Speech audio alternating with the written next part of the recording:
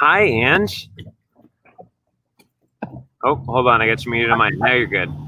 Yeah. Good morning, guys. Hello, Amanda. Hello, Aaron. How are you? Hi. Yeah, it's been a while. Yeah, it really has. Yeah, because you saw Mandy when he came out in Thanksgiving in November. Yeah. That's right. That's right. I will always remember how Amanda came and greeted me. Because I gave you a hug. Yeah, you gave me a hug because who was this weird woman with Aaron? That my family can do that. They're starers. So I try really hard not to be a starer. Yeah. He's a they're hugger, not beautiful starer. people. They just didn't know. Yeah. A little bit to warm up. And it's 3 a.m. over there, right, Ange? It is. It's 4:10. The sun is about to rise in half an hour. I don't actually know where I am. I don't know what time it is really. And it's all good. I've just had a burst from the dream world, so it's really great. Oh, you mean a nap? A nice nap? No, I had a private interlude in the dream world for a moment. So I'm okay. You don't look like you just woke up. You look beautiful. It's like, You heard it here, She Ange. laughs. Yeah. This is kind of a scuffed setup. We were trying to figure out where to go, and then we were going to go to the park, and then I tried to face just the water, but our faces are totally silhouetted out. I've got this really bright ring light that's doing nothing. Like I'm right here. So it's just the auto exposure from the camera, so it is what it is for right now. That's okay. yeah, that's better in dim light. I think everyone turn mine down a bit. It's like the bar setting. If you have the dimmer light, you look better. Yeah, exactly. Let's do that. I'm gonna do that. What do they call bars in over there in the UK, Angela? What do they call what? Bars? Are they pubs? Pubs. Yeah, that makes sense. A pub. It's such a weird name, isn't it? Pub. A pub. Yeah. What's it called? They call beer something else too, right? Or a pint, or they call it, just refer to it something else. Yes, I realised why it's called a pub. It's actually a public house. Yeah, I worked at a place that was a public house, and it used to be where everybody got together and met up and had conversations. Yeah, I used to work in a pub, actually. That was quite exciting back in the day when I was a student. I loved it. It was great. Trading in alcohol. Yeah, people love you when you bring them booze. That's nice. More booze, more tips, right? Yeah, exactly. No, that's too many and booze. more tips. Exactly. Way of the industry. That's how it works. Yeah.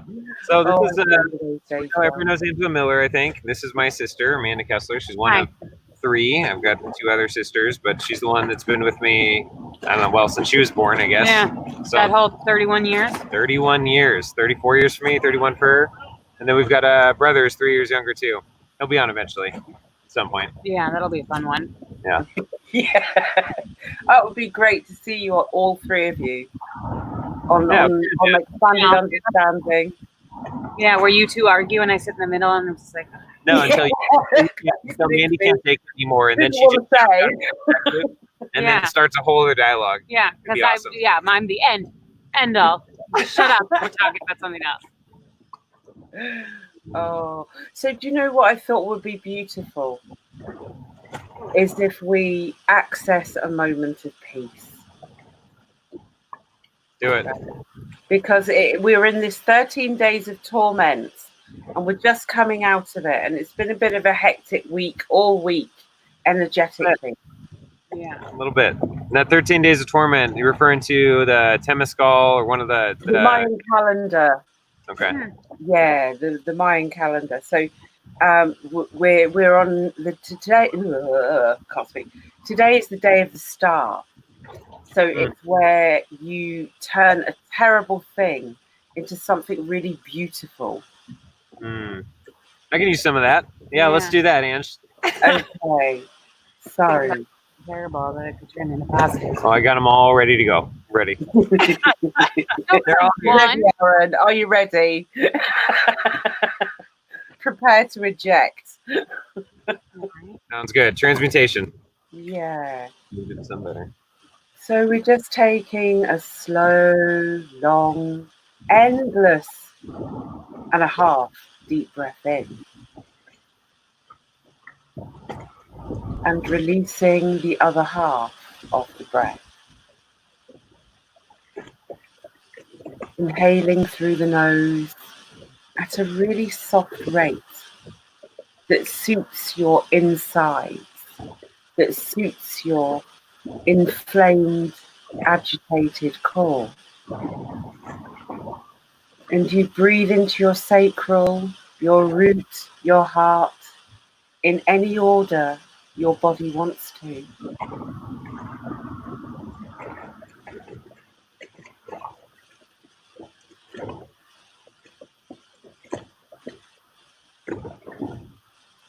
As we engage fully with our own source frequency of peace, peace within, peace without, allow it to rise from the center of the earth, through your core, to your heart, rising up, deeper within, up, out, and over, up into the sky beyond. I am the celestial medium of peace. There is no polarity that you can draw me into. I am my own individual source, frequency functioning from the sky to the bottom of the center of the earth. Enjoy the simplicity of being you as a universal peacemaker in this moment. For you came here as peace. You are peace. You emanate peace. To all other tricky earth situations that gather your emotions and screw them down into your heart, let them go. Let your heart be free. Allow your source frequency of peace to melt your golden heart, to melt your golden soul, so that you may shine as a celestial medium in this universe. Rise up into the outer edges of yourself. Rise up into your soul and back again, right up, out to the 16th energy center. As you view down from the 16th energy center, you see yourself entangled with all others in your life in this moment. You see them, you acknowledge their journeys, and you disentangle fully and consciously and peacefully in this time. Before you journey further out and into the situations below, apply yourself as a peacemaker. You will not go below the reaches of behaviours that are so dark from the shadow soul. They don't have a place in your peaceful heart. You see, love and truth and peace and joy are your only goal. The goal to be who you were, who you are, and who you ever will be once more. In this moment of celestial medium, this transmission goes far and wide into the ethers, into your soul, into your cells, to the light beyond, through those lives, through those worlds, from where we all came as one, separated in grief, alone, each seeking their heart of one. For we must not try, force, or beg, or belittle ourselves on this path, for we are worth our own universe, our weight in gold on earth. The stars that shine, the star of the night, shines in your very soul. as you magnetize more of your light's journey around you in pure light of gold. For this is the fifth world of peace we are in, for we have to leave some behind.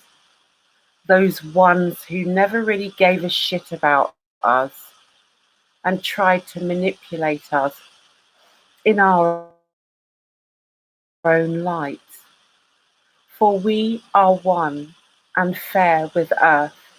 We are the children of Earth, allowing the source frequency of peace to stretch beyond our celestial medium ship here on Earth. Engage with your hearts, engage with your souls, rejoice, forever be one.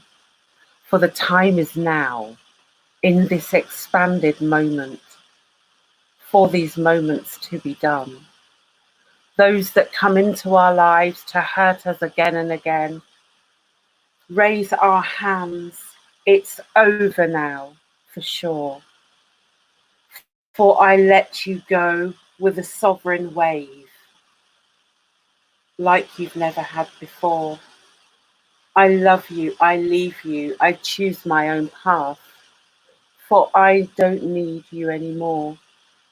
I've learnt all the lessons that I possibly can, while I am pure resident in this compressed I am. I came here to earth, I came here to shine in my light with yours divine. For we are the same, together as one, peaceful hearts beating like a drum. I care for your soul from the beginning of time. I remember your heart. I remember your dare. So when your light shines in the fifth world of peace, you should really not care, for you've been here before so many times beyond from what our memories can grasp. For this sacred feeling is you, and for eternity it shall last. The dreams of oneness, unity, and time merging together in a heart, beating independently, sovereignly, uniquely, with all the stars that shine. Allow yourself to be free, because you always ever were, from the very beginning of time, shining without form, pure light as is, pure light as is one. We came from the whole. We said we never would part. And now we're all together again on this voyage of heart. Allow yourself to remember within who you really are. This humongous, joyous, magnetic light being who came from places afar. You came to earth to lay here to rest, to create, to love, to have joy with the one that you love beating next to your heart. In all moments of love, defined by your experience of peace, all that you ever were in this moment, peace. All that you ever will be, peace. All multidimensional parts of you in conflict, peace. All past parts of you, ancestral parts of you, come to peace. Integrate and rewire. Recoded with the star of the now. the star of the night, your pure light that sits here on this earth, with the lapping waters around you, caring for you, nurturing and soothing your tired, anxious soul. Nature is here to play with all, create, be comfortable, and feed you the gorgeous delights of this universe, in all ways seen and unseen. I pray for your hearts to expand into peace and remember the celestial medium within. True love comes from the heart, always held in infinite space, for all beings who are never alone. Aho.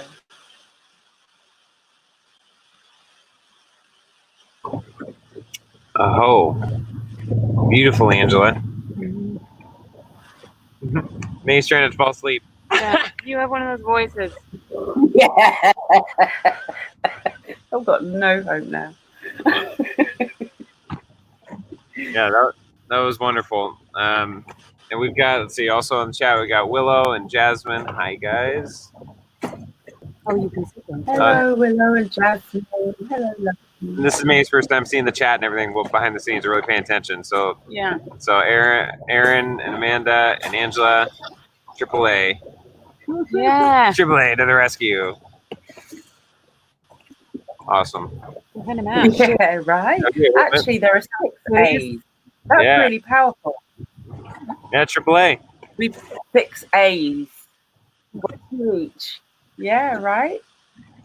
And Wow. A also is the first letter of archetype, which my sister was asking me because we found out Zach wasn't going to be able to make the show. And we're talking about topics and things, and she said that she was interested in hearing more about archetypes and explaining it in a way that isn't just like referencing it in the string of other things, but kind of what an archetype is. I need a beginner's guide to understanding expanded understanding.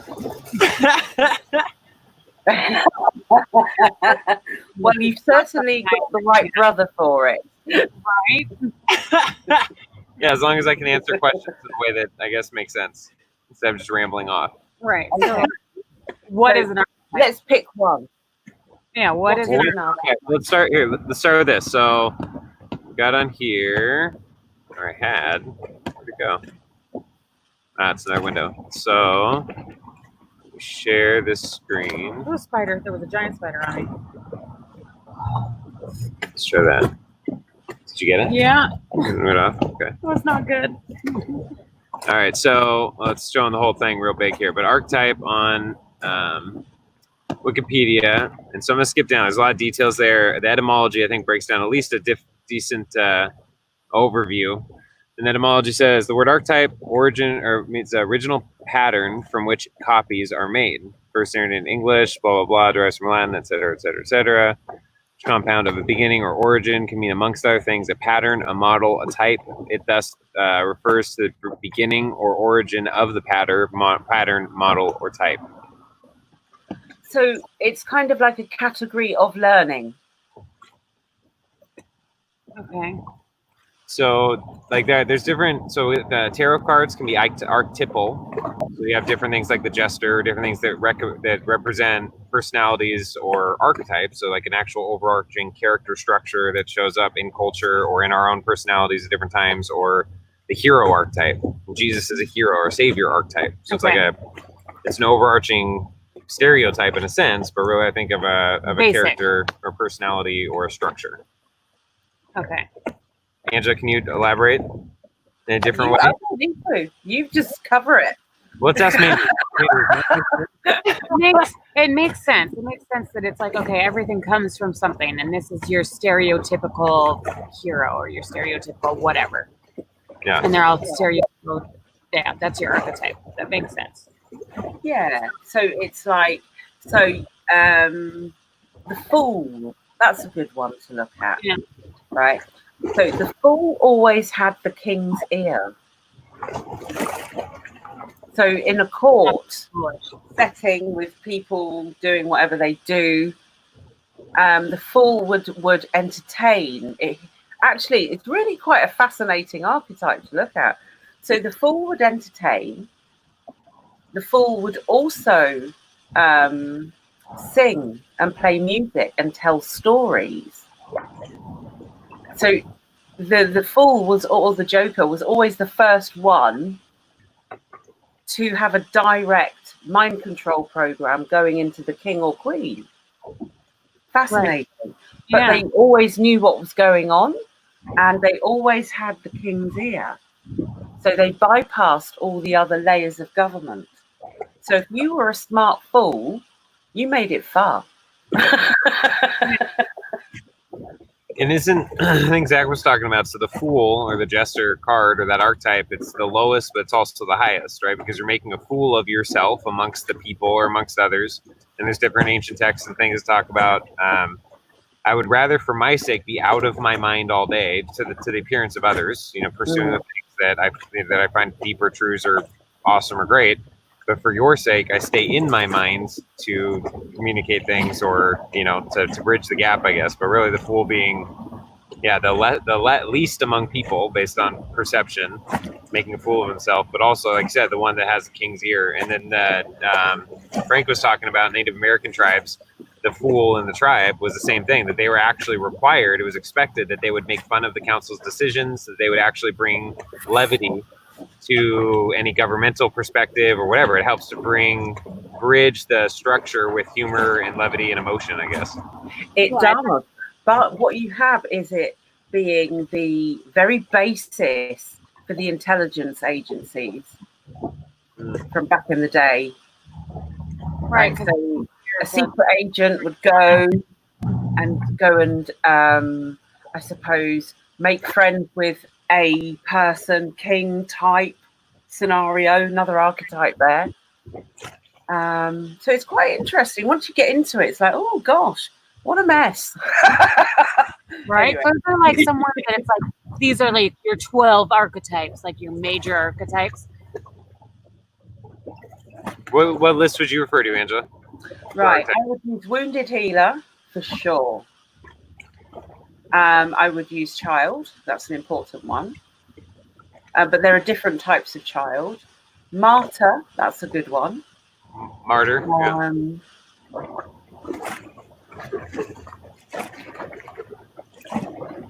Queen, that's a good one. Also King come into it because it right, and there were, this particular archetype is quite interesting because there's King and Queen programs where people feel that they are better than everybody else, that everybody else should serve them. Sometimes you see it in 12-year-olds. Yeah, that teenager. Yeah. Teenager queen. Yeah. What do you mean you won't serve me? Do. It's a very good one. Doing, you know, women are really good martyrs. And the guys are martyrs in their own way, you know, but that's just a particular pattern that I'm going to go into. So, so women are good martyrs because in families we do all, you know, mostly the work involving children, family life, moving around, whatever that might be. So we can become a martyr to our families, where we serve only our families, and in the meantime we're dying in the background. And I only say that because I've been there. Right. That's, you know, the whole melancholy thing back in the 50s, that, you know, they all got melancholia, where, you know, the doctor would just get them off and think that worked and made everything better. Yeah, it's horrible. Give them an opiate. Yeah, give them an opiate, give them an orgasm. They used to do that in doctor's offices. It's as like a medical procedure to calm them down. Really? Yeah. Like, it's like, wow, you just went to an Asian massage parlor. Let's stereotype right there.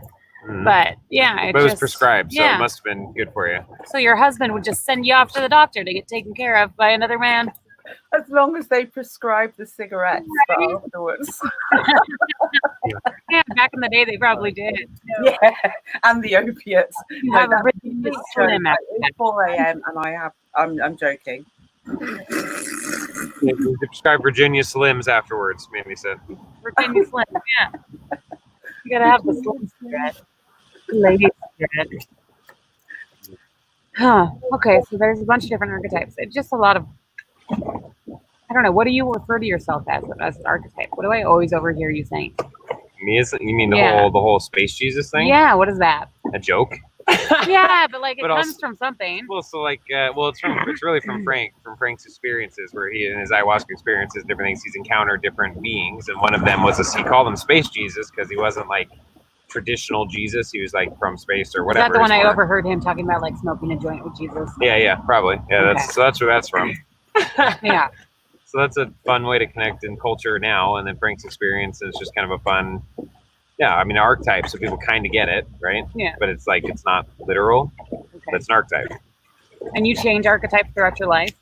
I think we embody archetypes at different moments of the day. So like the child archetype, there's times we're going through experiences and we feel like a child, like our neurology, we feel like we're reacting like we're a little kid again because it's a trauma or something that's triggering this very childlike reaction. It's not wrong. We call it childish and like, oh, stop doing that. But why is someone embodying that? There's an archetype that's present. So how do you address that and how do you process that? So it gives you a framework to deal with different things that you experience in yourself or other people. Yeah. Okay. It's a learning, I think. So when we experience a particular archetype, we are undergoing an intense period of learning with a specific packet of data based on past experiences, based on previous soul experiences, and who we are as a collective and what we've got to work through. And over times and seasons through history, you can look at like archetypal times or seasons of war or mothering or just whatever of culture or history or microculture. So it doesn't just apply to a person; it can apply to a group. Yeah, totally. Okay. Really, the fun is cross applying. So being able to find ways to use archetypes or other things, metaphors, and cross apply them in ways they haven't been applied before, because then it adds an additional like insight or nuance to that thing. Yeah. Instead of just taking it at the surface level, finding there's something, a deeper meaning to things. Yeah, because then you expand your understanding, right? Expand your understanding. Do you use that a lot? I don't know. I used to, it does come up occasionally, and then I feel like it's there, and I say it because it's like, oh, it's also. Oh, show, you should so say it. Yeah. That's way better that way. What would you name the show if you were naming it? I don't know. I have no clue. Space Jesus chat, Space Jesus Yeah. Radio. Space Jesus, maybe you should do some research before you watch it.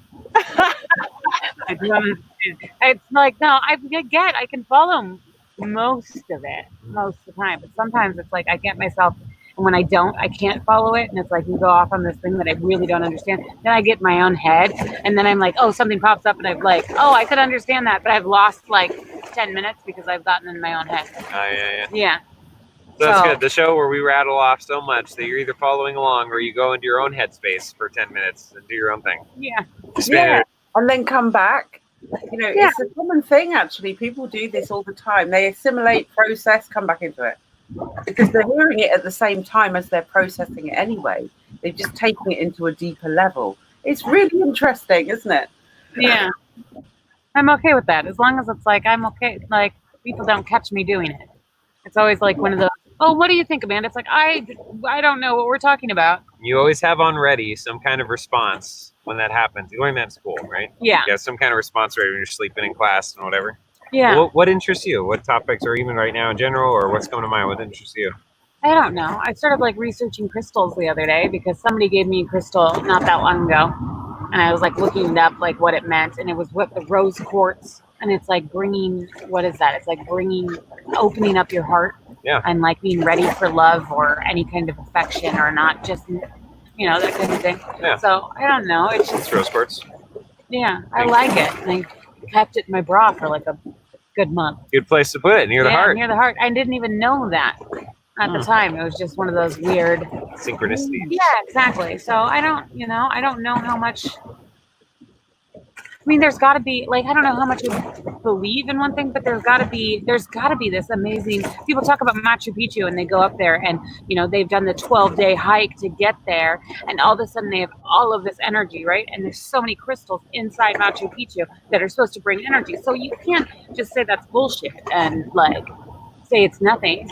But it's like, on the other hand, I don't know how much carrying a crystal in my bra is going to open up my heart without me actually like working towards it.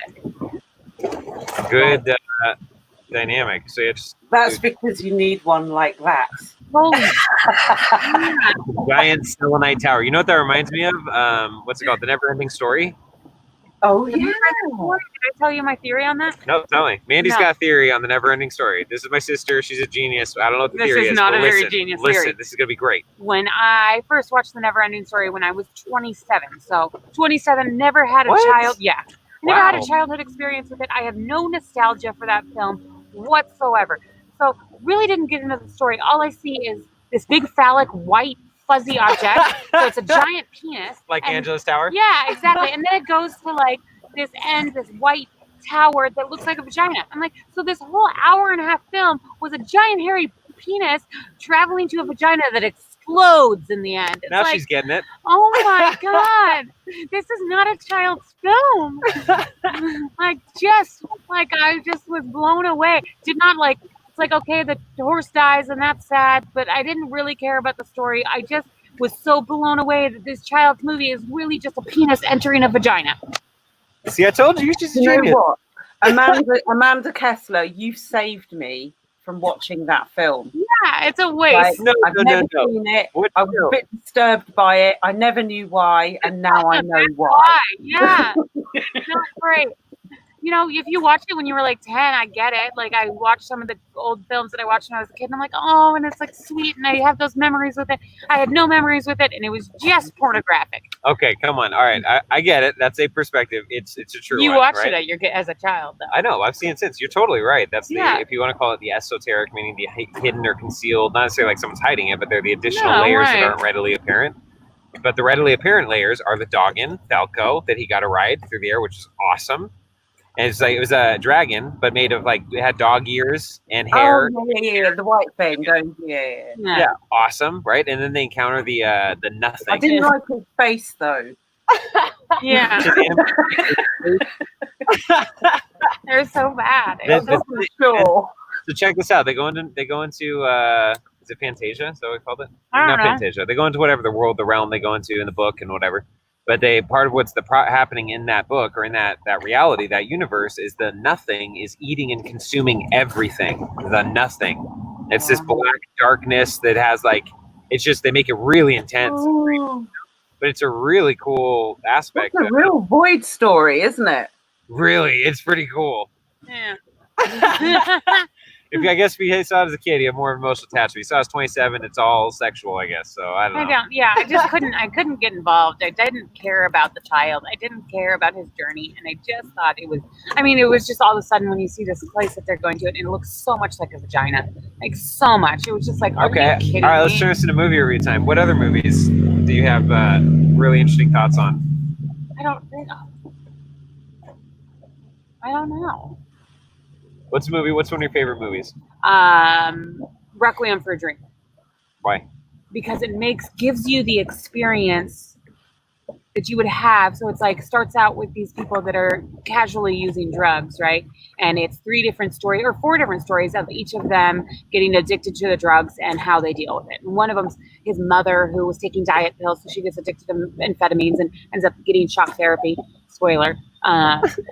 It's a pretty intense movie. Yeah, it's super intense, but the way that they do it, it puts you in their shoes so much that you see, like, it never at one point was like, oh, that's where he became a drug addict. That's where it was. It was never like a pinpoint moment. It's like, it's so casual. Like you see the progression. Yeah, exactly. That it's like, okay, you got here and you see why they got here, and you see how someone could be so easily addicted to drugs. And it's not like this, and they doesn't make anybody out to be these horrible people.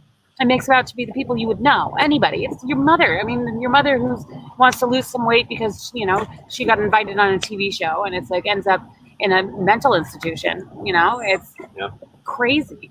and get so obsessive about these things where it's like you see that they used to care about other things and then it just ends up not caring. I mean, hers was the least crazy story. I mean, for her to go to to mental institution. I mean, the girl ends up doing some crazy stuff. No, that made me sick to my stomach. I get what you're saying at the end, but I'm like, oh my God. I mean, at the end, you're like, oh my God, these Oh my people have God. gotten themselves in. I mean, the guy doesn't have an arm at the end. I mean, it's just like, holy shit. Look at how their lives have changed in the span of a couple years. Requiem for a Dream, everybody. That's Yeah. I would really look into a review or a preview or something before you just jump on and watch that. It's really intense. Really you got to be in intense. the right place to watch that movie. Yeah, it is a lot. I like the way you said that though. That totally makes sense. And like, I'm trying to think what other movies. Like, okay, Breaking Bad, TV show, but a similar dynamic over seasons. You watch a teacher, high school teacher, who gets cancer diagnosis, wants to provide for his friend, really wants a legacy, right? Because he had an opportunity to create something, but he passed it up, and it became this multi-billion-dollar thing, and it was really because of his science and math was a big part of it anyway. But you see a progression from your average white American male dad, math teacher, whatever, turn into like the entire Southwest region or national international. It was meth, yeah. That's right, international methamphetamine kingpin. And you watch his progression, and it's like what May's saying. It's just you watch how a normal person goes through these stages and the choices they make in their life and what leads to what. But you see how anyone, in a sense, could get there. Yeah, anybody.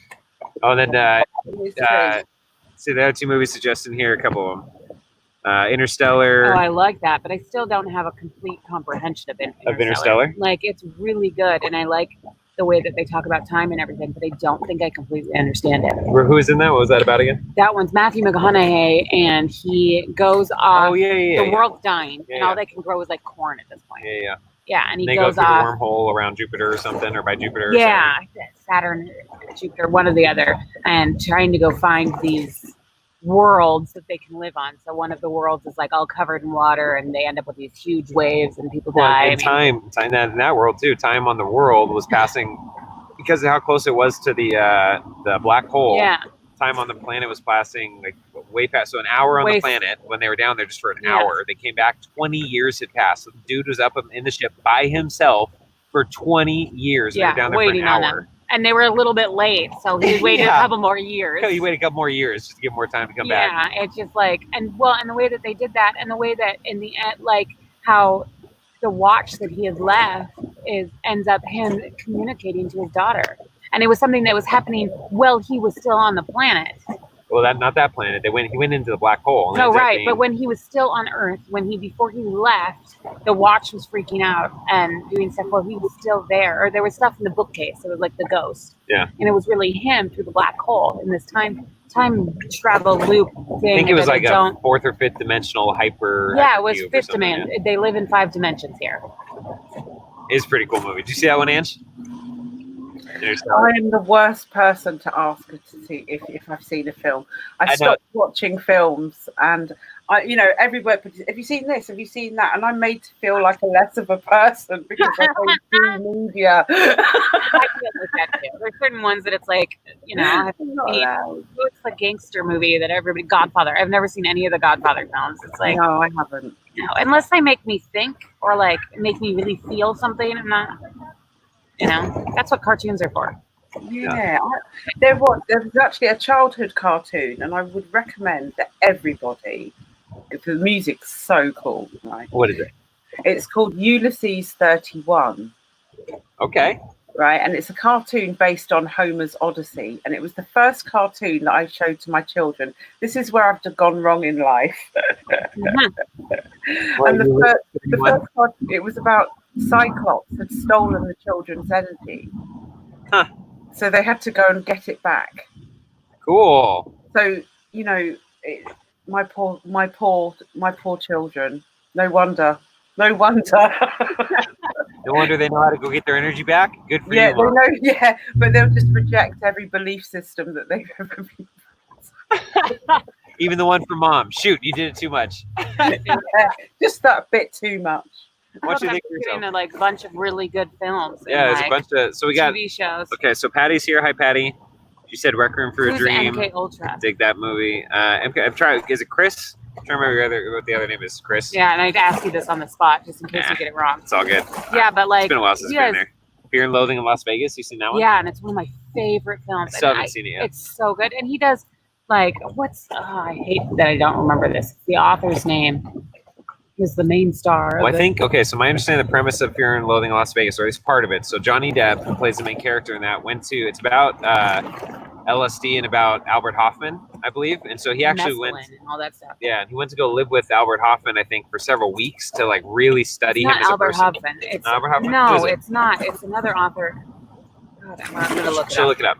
But the way I've had it described to me, it's a really good way to see. Basically, if you do way too much acid for way too long, like they do a really realistic like reality of what that looks like. Hunter S. Thompson. Hunter S. Thompson. Sorry, Yeah, that's because who it he's is. done a bunch of books. Yeah, and so like I think in one Nate was telling me about like one scene he walks into a bar and it's full of like reptilians. And it's just normal for him now. Like he doesn't even pay attention. He doesn't even care. Like, I don't have time for this. Like it's just he's kind of his reality because he's just been in this like altered state for like way too long. Well, and he went to Vegas and did they brought a suitcase worth of drugs with them. And he ended up Johnny Depp ended up taking Hunter S. Thompson's remains and shooting them into space because he always wanted that to happen, and Hunter S. Thompson knew Johnny Depp would be the only person that actually did it. Wow. So once he died, he found a cannon somehow that shot it far enough up into the atmosphere or whatever that it was up in space. Wow. Yeah, isn't that crazy? He spent like $30 million on it. Wow. Cool. Yeah. Obviously, he really got out a lot of his experience with him. Yeah. He spent a couple weeks living with them and stuff.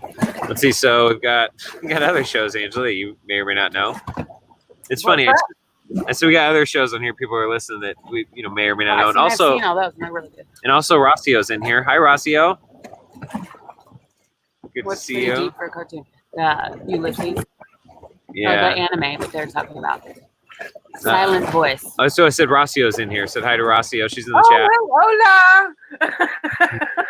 She said she's going to say, the last conversation we had, you were going to sleep.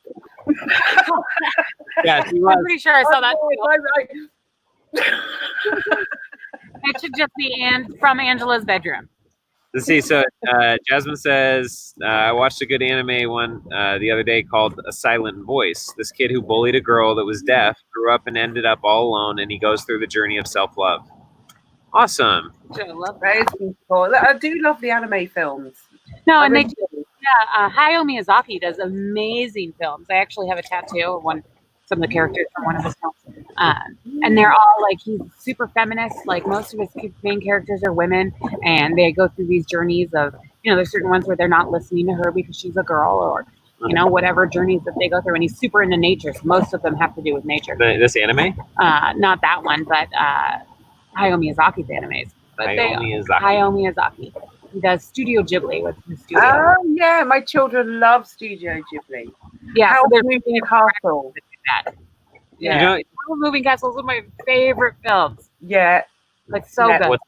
Howl's Moving Castle. Howl's Moving Castle. I own almost every one of his films, so I can let you borrow one.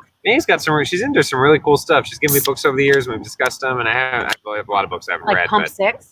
That was short story book. Oh, yeah. Yeah, where the Tower of Babylon just kept on going. And then they went dug through the sky until they found the water, and Yeah. it was a really cool, I remember reading this years ago, and it was really deeply profound. Then it was one Mandy gave me, but it's a short story, I think, of them. There's a Tower of Babel, and it's really detailed and really well done from first-hand perspective, and they keep going up. Then they find the the firmament, if you will, but they dig through it. If you climb up through it, and they eventually get to water, and then they come up through the ocean, come up the other side of the earth. It's just an infinite loop. There's no way to get out or whatever. But it was really, really well written. Yeah, he does. It's 6 different small short stories. It's called Pump 6, and it's by Paolo, and I can never pronounce his last name, but it starts with B. But I'm not even going to try to pronounce it. It's funny on the movie dynamic. So I feel like there's a lot of movies I've seen. I really enjoy movies. I get a lot of personal healing and enjoyment and joy and excitement, or processing my own pain or tragedy through vicariously through someone else's experiences. And so there's a lot I've seen, but there's a lot I haven't, especially nowadays, right? I mean, there's so many. It's infinite, the amount of TV shows and cartoons and apps and games. It's just infinite. So I feel like it's hard to resonate with people on have you seen this show? And it's it's one of a million. You either have or you haven't, but it's kind of harder and harder to find what people Right. know. Well, now because there's so much out there with Netflix and Amazon, and it's hard to like have those connections. But it's nice to be able to like meet a person and be like, you know what, you would enjoy this. You would get this. So we got another one. 2 people have said adrenochrome. I don't. Is that I've never even is that heard new? of it. I know what adrenochrome is. I know there was a movie. So good to know. Oh, really? Apparently. No. Shocking how they blatantly program people. Angela, how would you explain adrenochrome? All I feel is I feel good blood going into bad blood. So adrenochrome, as I understand it, so don't quote me on this. And if somebody has a link or a better description, please share. Yeah, But that was just the worst description I gave, by the way. That's good. I'm not going to give a whole much better one. But like, it's something created by your blood or in your body. I think it's primarily when you're in a state of fear, your body releases this adrenochrome. Okay. And it's like from your adrenals, but when you're in a state of fear or something. So there's that. You can actually, just in the way you spin blood down to blood platelets and the plasma and all that, you can actually extract adrenochrome, and it's an actual. Oh, they take that as a drug in Fear and Loathing in Las Vegas. There you go. Yeah. So it's cortisol based. I And it's imagine. supposed to be, if you take it, it's supposed to be what it's like to die. Interesting. Yeah. Yeah, there's a lot of dynamics on that. We don't need to dive right now because I don't have any references pulled up, and that's definitely a rabbit hole that we do on our show all the time. Patty says, Angela cracking me up with these movies or TV shows being discussed, priceless. Oh, Patty. Man, talked about Johnny Depp. Yeah, okay, yeah. So let's see. Jasmine said too, he finds that in this anime, I think, he finds a deaf girl when they're older and he learns sign language to communicate with her. Oh, that's sweet. That's awesome. Some people can learn and change. Let's see, gotta check that out. It's on Netflix Party. Jacob showed up. Hey, Jacob. Said meow. Netflix Patty. Patty, it's on Netflix, not a party. Oh, yeah, it's on Netflix Patty. Oh, sorry. Netflix Party, Netflix Well, Patty. you can have a Netflix party with Patty. Yeah, you know. They do that now, where you can start a Netflix party and you like get with a bunch of people and you all watch it at the same time and have a Netflix party. That On way, Netflix now? Yeah, because everybody's staying at home now. You can have these Netflix parties. Yeah, so they've been doing it on Facebook for a long time, the watch Yeah. parties. I think it's cool. We've done that. Willow set one of those up before afterwards. That was fun. Which I think is fun. Yeah. It was fun. Joe said, yeah, the movie talked about Johnny Depp. He takes adrenochrome. Good to know. She said, Joseph said they extract it from young children if you go down the rabbit holes. Yep, we're not going to go down that one. But Oh my God, yeah, horrible. it is horrible. It is a thing. Yeah, they do. People do horrible things. Yes, they do. Angela, what's one of your favorite movies?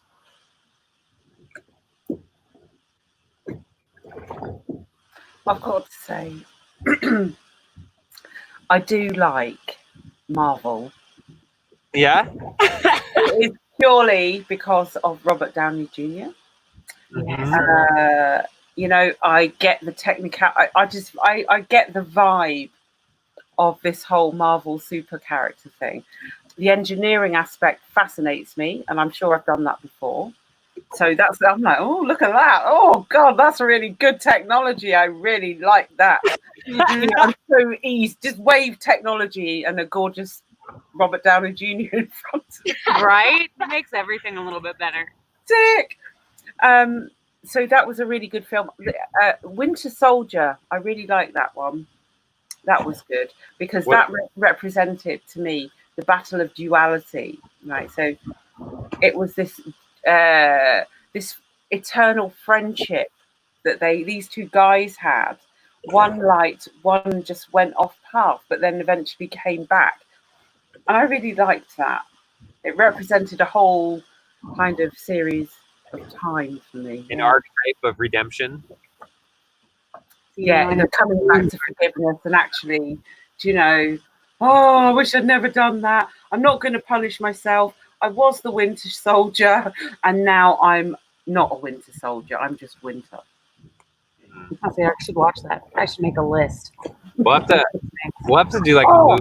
Think of it. Go ahead. There's a French one. There's a French film, and it's about a woman that lands on the planet with her 15 children, and she's in Paris, and she's eating food. It's called La Belle Verte. That is a really good film. Cool. So she eats Earth food in Paris, and she's like, I can't eat this. It's gonna, you know, she's vomiting literally from eating a sandwich because it's too impure. And it's just, I think it's 70s or 80s. It's French subtitles, but it's really good. Cool. You know, it's probably the best subtitled movie I've ever seen, or one of them Pan's for sure. Labyrinth. Oh my gosh, no. That's weird. I have seen that actually. I have seen It's that. amazing. And I've seen it hundreds of times. Really? Yeah, hundreds of times. I've seen previews and I'm like, nope, not for me. Oh my At least God, not it's right now. Sorry, I like to sleep without nightmares. No thanks. It's not scary like that. Okay. It's not. It's like it is at little points, but it's not scary. It's this beautiful story. All right. I mean, I'm down to watch it. It's just set and setting. I own two of them, so you can have one Yay. because I've seen it 100 times. All right, another one. Is, Oh, good. can I get this one in there before I forget it? It's a children's film, and it's called Earth Calling Echo. My Earth children Calling. love that. Beautiful film. It's all about communicating with the outer worlds, with a ET being that gets trapped inside a teddy bear. Lots of pieces. Really good. You'll really like it. Yeah. So it's like Chucky, is that what you're saying? No. It's much lighter. Yeah. It's more about phone ringing, and texting. There's another one, Jet Li. It's called Hero, and it's all subtitled. It's a Chinese film or something or whatever, but it's beautifully done. The colors and the cinematography. I mean, even if you weren't following the lines, I mean, the narrative and the drama, and then obviously the martial arts, but it's super, super well done. Really beautiful. I've watched that a bunch of times. You know, it's a subtitled movie, so you can't like multitask. You got to watch the movie. Yeah. But, you know, it's good. Obviously, you guys got good ones too. I did watch the film the other night, right? And I don't ever watch films. And it was Jason and the Argonauts, 1963. Wow. And actually, some of the effects were really good for 1963. Yeah, I don't know. Like, I've never seen it, but 1963 effects. I've seen the old Doctor Who's. They're not great. It's a great film. There's, you just imagine. No, don't imagine.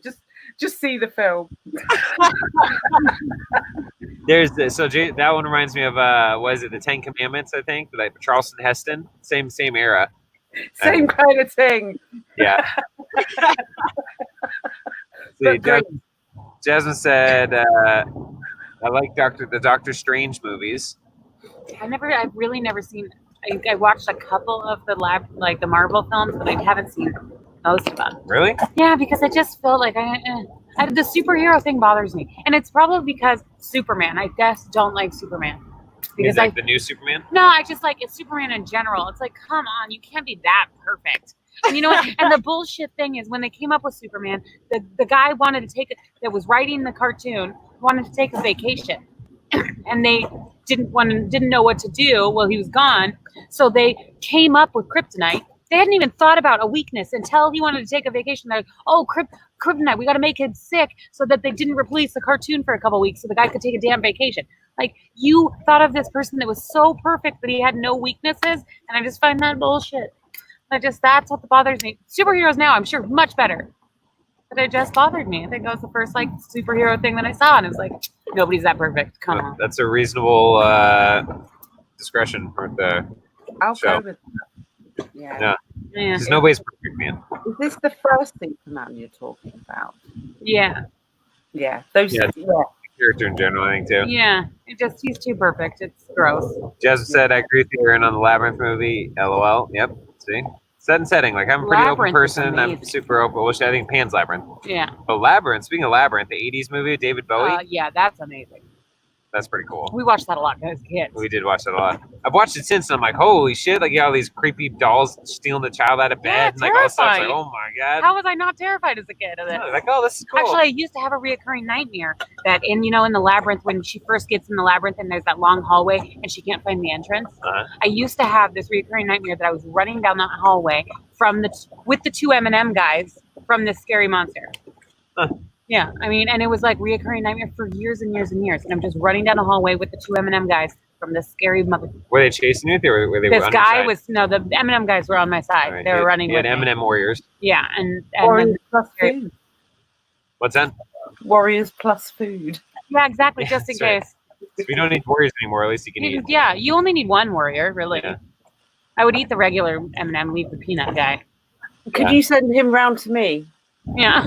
The peanut one. You have the peanut M&M. I'm just not a fan of peanuts. See, Jasmine said, "Oh hell no, Chucky scared me shitless as a kid." Oh, hold on. Yeah, that was terrifying. There it is. Yeah, even I can't do it. No. Yeah, Chucky now is kind of funny to me, but it did terrify me as a kid. Well, So. right, but you used to watch scary movies all the time, and I'd have nightmares because I just Like watched a what? little What bit. would I watch? The Exorcist. You watched The Exorcist when I was like younger than that, and I remember having nightmares for years. Like I was afraid to get out of bed. I was like laying there frozen, scared that this little girl was gonna float above me and I was gonna get possessed. I watched it there. Yeah, you watched it. Yeah, and you would sneak around and watch these scary movies, and I'd catch little parts of it, and then they would terrify me because I never watched the whole thing. What? So my imagination made the worst of it. And I blame you. All right, I'm sorry. I don't remember. I remember. I also remember watching. Terrified. I mean, you must. If you were there, I don't remember because I was my own terror. No, because I think I just shut up for 5 minutes. I was so scared. I ran away. I'm trying to remember we watched that too. I think we watched it like a neighbor's house or something. Yeah, something. I don't know. Gosh. Yeah, mistake. Yeah, is what it is. But that was not pleasant. See, Don says chores late at night, listening and lurking. Greetings. Hi, Don's. Glad to have you here. Sweet. Let's see, hold on. Scroll through this. Jasmine says, I don't like soup. I'm learning to follow the chat while we're talking. It is not always well. Yeah, well, see, but Doctor Strange, then she likes that, but not a huge superhero person. So maybe I'd like Doctor Strange. Yeah, if you haven't seen Doctor Strange, cool. Yeah. Because it gets into, I guess, crystals and stuff too. Because he's great. He's a doctor, and he goes through all these ways to fix his hands, or he's a surgeon, and he ends up going out some temple way out, kind of a cliche thing. Yeah. But he learns there's a reality to the interdimensional realities, and then he kind of masters that shit, and it's really cool. Well, and I believe in the multiple dimensions. And all that kind of stuff. Why do you believe in multiple dimensions? Oh, it just makes sense. It makes sense that if anybody's visited us, it makes way more sense for them to have come to us from another dimension, right, and found a wormhole or whatever, however you describe it, to get to different dimensions, than somebody getting in a spaceship and driving, whatever amount of light years. Like, at some point there's got to be a folding of time to even do that, or folding of space. But it's like, it just makes more sense that the aliens that we know of are from different dimensions, not even from our own. Like, I concur. Yeah. It just travel. I mean, it just makes sense. You fly to Europe. You don't, walk. It's just like on another level. You just shift realms or dimensions. Exactly. It'd be much easier. So does that explain to you ghosts and stuff? Is that why that makes sense too? Absolutely. What do you think ghosts are? I don't know, but I had a ghost experience and it was really weird. And it was like, sorry, brother. I had stayed over at a guy's house, and I don't want to hear about it. But whatever. I woke up the next day and he went off to work, and he's like, "You can stay." Whatever. It was like early in the morning. I was like, okay, I'm going to sleep. And I felt someone lay on top of me, like physically felt 100-something pounds of person lay on top of me. And I just thought it was him. So I opened my eyes and there's no one there. But it was the most, it was this peaceful, amazing experience. Like, it made me feel comfortable and good. And it was like, for me, that's a ghost. I don't see it, but it's a ghost. So basically what you're saying is spirit. You had a ghost weighted blanket come and cuddle you. Right. It was like cuddle me. And I literally thought it was him, because it felt like a human being coming and cuddling. Yeah. Yeah. It was really cool. Did that freak you out, or no, it didn't scare me. I thought ghost experience would always terrify me, and it just didn't, because it gave off this amazing energy, this really positive, amazing energy. How would you explain that, Angela? What ghost? Well, her specific experience, where she experienced a ghost, is very, very positive. It felt very positive and comforting. I mean, it could be a couple of things. It could be the higher soul of the guy. Yeah. Could have been a really nice guy. He was a really nice guy. I screwed that one up. It happens. It's okay. Yeah, it's normal. Don't worry. So there's that aspect. There is the aspect of, it's a very, sexual energies bring other frequencies towards us. It could have been a ghost in the building, which is an energetic imprint attached to physical matter. But I'm actually vibing more with the higher self of this guy. Yeah, that would makes a lot of sense, actually. It's not very nice to. And it's nice, you know, that dynamic, because I think just to hear, I've never heard that experience from Andy, but like to know in our experiences, there's so much in the universe like we don't understand and we don't know. And there's things we kind of figured out, and like we have experiences. The more experience we have, they are overlapping spheres that maybe make sense, you know. But there's a lot of things I've had that I haven't made sense of. But a lot of times, like you're saying, if it's a positive experience, if it gives you a positive feeling state in your body, that's important to remember and acknowledge to discern what's going on. And be able to discern, you know, if it's a false positive, that's fine. But just be aware that if it felt real and sincere and positive, it probably was, even though if you don't understand it, you know? Yes, it's those experiences. You know, it's navigating through them, because, you know, that higher self soul being in vibrational form is different to the 3D form. Really quite interesting, very subtly, because all the behaviours and the programs, etc., are in the body, but the soul is free. Like lives like Interstellar, like has the 5 dimensions. Good connection. Yeah. Circle that around. Well, you're both from the same family. You're very clever children. Your mum will be very proud. She's very clever. I think my mom's in here too. You can say hi to my mom. Not chat. Watch it. Hello, Denise. Hello. Hi, Mom. Let's see. So some other comments here. Let's see. Jasmine said, turned around for a second. My kid was stabbing my laundry basket with a knife. Well. Wow. Jasmine. Oh, you've got your hands full. Sometimes they just want to see what it feels like. I don't know. I did. I stabbed a piece of furniture with a knife just because I wanted to know. Yeah. I'm not crazy. Well, I'm not that crazy. Just the right type of crazy. Let's see what else we got here. Patty says, I'm with Aaron's sister. I had to have the light on for 2 months after seeing The Exorcist and weird dreams of different possessed kids chasing me. Yeah, it was terrifying. Especially with the way that we grew up, and it was like, you don't mess with the Ouija board because you would. I was terrified of getting possessed by the devil. It was like, that was like a reality in like the way that we grew up. It was like, that could happen. And you are going to be possessed by like these horrible things that all they want to do is ruin you. And it's like, oh my God.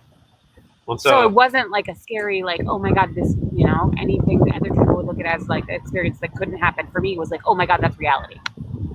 Yep. And it probably is going to happen if I don't read the Bible. I thought that too. Yeah. I really did.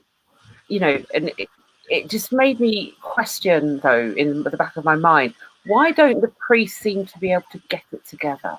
Did not get it. I had to watch that movie when I was older with the lights on in the middle of the day and then put on a Disney movie afterwards, because it's the only way that I could do it. And I knew I had to watch it, otherwise I'd never get over it. But it's still, the movies like Exorcism of Emily Rose, I'll never watch that. I'm done with them. I watched The Exorcist, I'm over it. Well, and the problem with like, okay, so I've been a part of a lot of exorcisms, but not like. Those to be fun. There's a lot of kids up there having fun as they walk by, so that's the sound. But I've been a part of a lot of them, and they're not like that. And for one, if you are in a place where you're spending days going in there doing holy water or whatever you're doing, and you're not having an effect, you suck. You're not doing like it right. Really, you suck. Sorry, you suck. And like that movie to me is just made to traumatize people and to cause what you're saying. Like it's not helpful. Like there's so many better movies. I mean, I can't think of one offhand, but I know there's other documentaries and things where, and just life experiences that I've had where it's intense, but it's not scary. Like when you know who you are, you know, so we talk about the Christ in you, if you want to use that archetype or whatever, that paradigm. But really, it's knowing who you are and knowing that nothing can inhabit you in your space unless you allow it. So if something seems to be imposing on you, demonic or internal or whatever, there's a reason it's there. So if there's something, you know, whatever, it's basically going through, okay, because you've left a hole there. Yeah, or something. It's not like a scary thing. It's like, okay, obviously I've let this in somehow or some kind of resonance in me. So I just got to find that, get that out, and it goes. Like when you know that, it's all you. Terrifying. Yeah, those things can't go. And you know, people like Angela, you know, people like me and other people, a lot of people in this community, like there's ways to handle that stuff. It doesn't have to be just this awful, terrible thing you don't ever want to think about, you know? No, and I did read a couple of years ago an article in a British newspaper that stated that the Catholic Church were looking for people to train their department of exorcism, because they didn't have anybody who was skilled in the new arena of Catholicism. So it's crazy. I thought, Yeah. oh, maybe I'll go and do that. It's probably because their training Yeah, video. right? Probably because their training video is The Exorcist, and it sucks. And all the priests watch it and go, "Dude, I'm not doing that." And you guys suck. Obviously, the priests are like really powerless, and this Yeah, sucks. didn't and he I don't like want to do jump that. out the window and kill himself because he got possessed? Yeah. That's Exactly. He was a weak man. when Mom told me.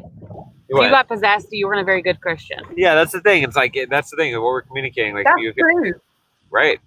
Because if you have a strong faith in everything, anything, nothing will permeate that barrier. Yep. It's true. Things will try, but that's where you learn to stand your ground. And then each battle you get, then you know more of who you are. You know tactics that the enemy uses if you want. I mean, part of me is trying to progressing past the whole enemy mindset and sort of finding sacred neutral. Just knowing your space, and you set up the boundaries. If they're going to interact with you in some way, this is the rules. Sorry, otherwise leave. Bye.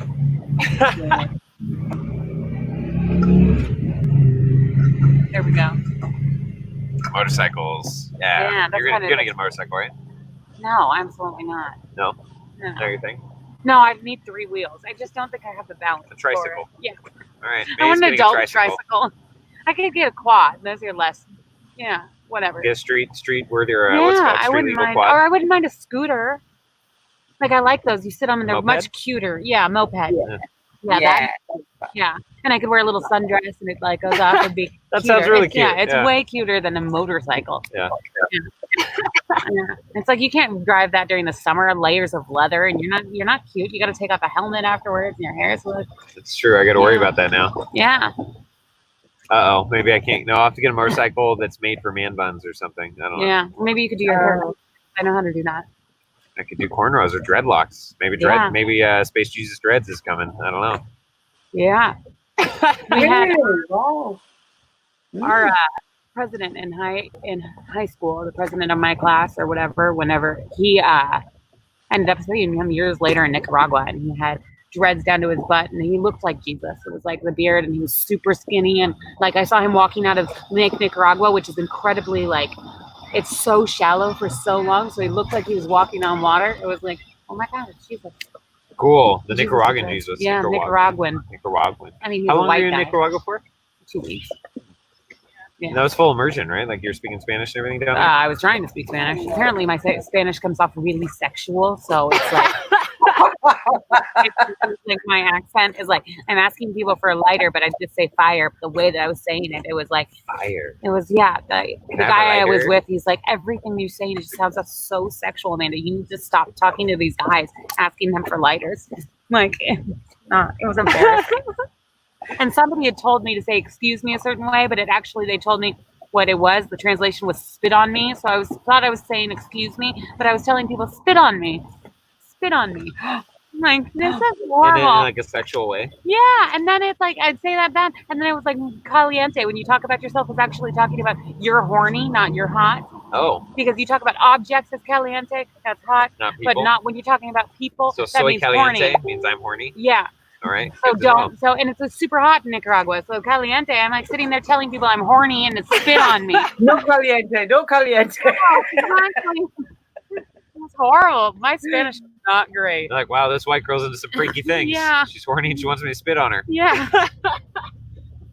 It was interesting. Did you have any interesting experiences when you went down to visit Rossio? What of spitting? Yeah, you know, Whatever. language differences. Were that- people like super interested in your Spanish because Honestly. you had a British accent? My Spanish is shocking. It really, really is. Sure. I would keep speaking French. Yeah, I took When French bit- too. I took French and Spanish. So it was all kind of together. Yeah. So Yeah. eventually, I think being British, it's a common fact that you know that you don't actually need to learn another language. Because everybody Isn't speaks that horrible? Most British people would say, no, that's not true. But actually, it is true. It is true. So they don't pay attention when it comes to, like I did okay at school. I did okay, but, I've forgotten it all because you just don't use it. However, I am committed to learning Spanish because I have to. So I just need to find a different way of learning it. that doesn't make me sound like a child. You just need to go stay with Rossio for like weeks and months at a time, and then just do cultural immersion. You'll just pick it up. Yeah, I was just getting into it, and I left. So yeah, or Mandy said she can teach you to ask them to spit on you. Yeah. Oh God, that would be fun. Yeah. It's like they waited a week to tell me. It's like, come on, guys, you waited a week of me making an ass to tell me. They thought it was funny, and it was funny. Yeah, it sounds pretty funny. But like in Nicaragua, no one speaks English, so it's like. Oh, Jasmine, hold on. Jasmine speaks some Spanish here. She says, "Escúpame, spit on me." Yeah, that's what it was. Escúpame. It was always escúpame. It's because it sounds like excuse me. That's why they told me. Right? Or escúchame, excuse me. And then con permiso, with permission. That is, yeah. Or disculpa, pardon me, is probably more proper. But I use compromiso now. Yeah. But I learned it. But it was always escúpame, and it's like, oh my God. Don said, "Caliente ole." Yeah, I know. Awesome. Yeah. And then Jan says, "Tango calor." I'm hot. Yeah. But related to weather, soy means I am. Yeah, that makes sense. Yeah, calor is what you're supposed to say, instead not caliente. caliente. All right. Because that's about objects being hot. Like the oven is hot, that's caliente. Well, okay, so soy calor, I'm hot, versus soy caliente, I'm horny. Yeah. Gotcha. Yeah. I get it now. Yeah. My sister has educated me to not sound like a weird, horny white person down that's in not Mexico. to get spit on. Gringo. With my ketchup. Always want ketchup. Gringos and their ketchup. I hate ketchup. Ketchup in Nicaragua is super sweet. Yeah? Super sweet. Less sugar? Yeah. Well, no, I think they just have riper tomatoes. Oh. And they put banana in it. No shit. Sweeten it instead of sugar or corn syrup. That sounds good. I hate ketchup. So yeah. I didn't sweeter ketchup sounds even grosser, but I don't like ketchup in general. I think our cousin Michael, you see ketchup on his mac and cheese. Yeah, you used to eat spoonsful of ketchup. No, I did not. Yes, you did. I did not. Oh, bullshit. You and Josh would sit there and just try to discuss me, just eat spoonsful of ketchup. Oh, okay, maybe to intentionally discuss you? All right, so gross. Who does that? You like ketchup, Angela? I do occasionally.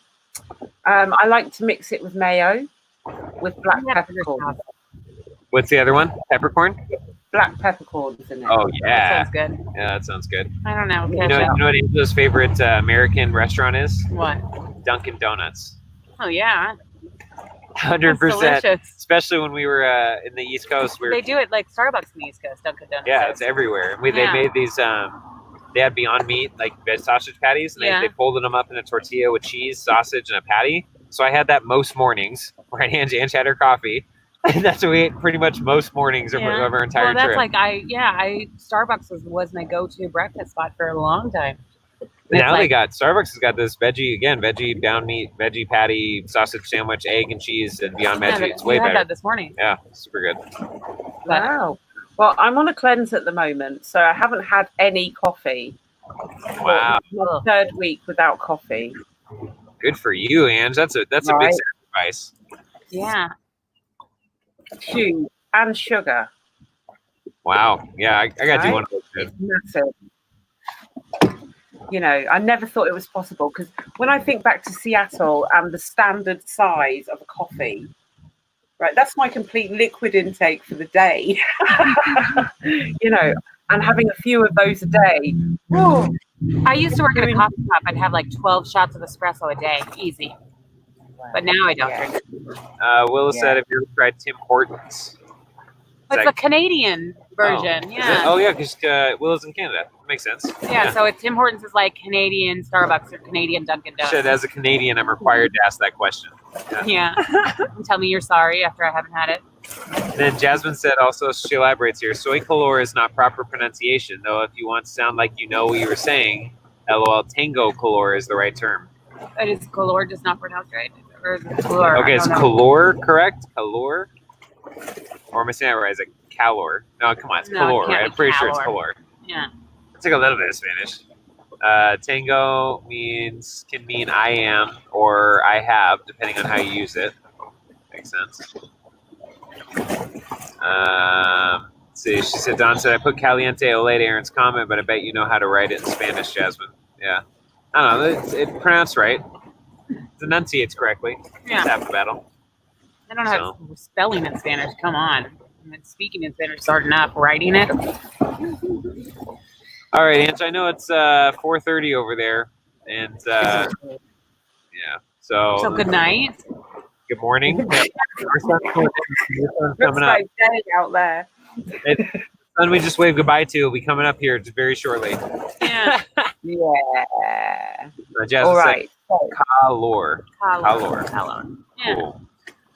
All right. Well, I think on that night, guys, we'll probably call the night. My sister's awesome and beautiful. Nice to meet you. And wonderful, as you can tell. And we'll probably do more of these in the future if she's down, and maybe we'll try to maybe get in a groove here. We've been going 60 plus nights now, and we're trying to change directory of things to make things more, I don't know, at least there's more purpose to every show. So maybe shows we can do like this or do movie review nights. That sounds fun to me. Yeah. And then do a watch party afterwards. Yeah, we can do stuff like that.